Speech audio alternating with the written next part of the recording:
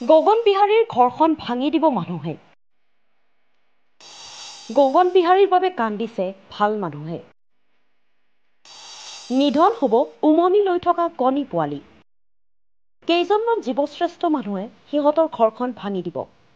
আন একাংশ জীৱশ্ৰেষ্ঠ মানুহে সিহঁতৰ ঘৰখন ৰক্ষা কৰিবলৈ হায়ৈ বিয়ৈ কৰিছে। সিহঁতৰ ঘৰখন ভাঙি দিলে উমনি লৈ থকা কণীকেইটা পোৱালিকেইটাৰ মৃত্যু হ'ব।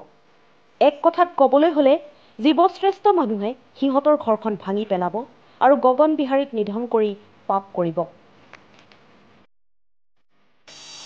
এজোপা গছক লৈ চিন্তিত হৈছে জনগণ।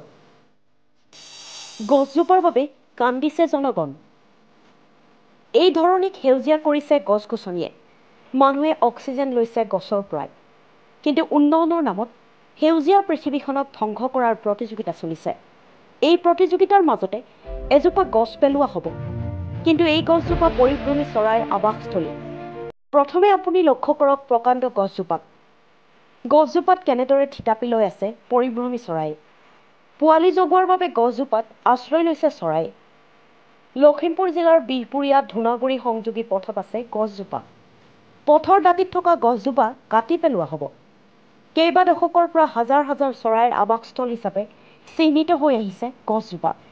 আজিও বহু প্ৰজাতিৰ চৰাইয়ে আশ্ৰয় লৈছে। শামুক ভঙা, পানী কাউৰী, বগলী আদিও আছে। পথ বহল কৰাৰ নামত হাজাৰ হাজাৰ কণী আৰু পোৱালি থকা গছজোপা কাটি পেলোৱা হ'ব। পৰিৱেশক আওকাণ কৰি গছজোপা কটাৰ প্ৰস্তুতি চলিছে।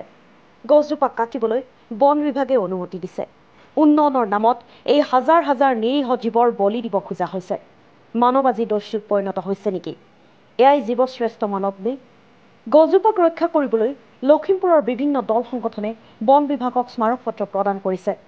কিন্তু চৰাইজাকৰ ঘৰখন ৰক্ষা পৰিবনে? এয়াই হ'ব লক্ষণীয়। লখিমপুৰৰ পৰা গিৰাজ বৰুৱাৰ ৰিপৰ্ট, দ্য কাষ্টডিয়ান।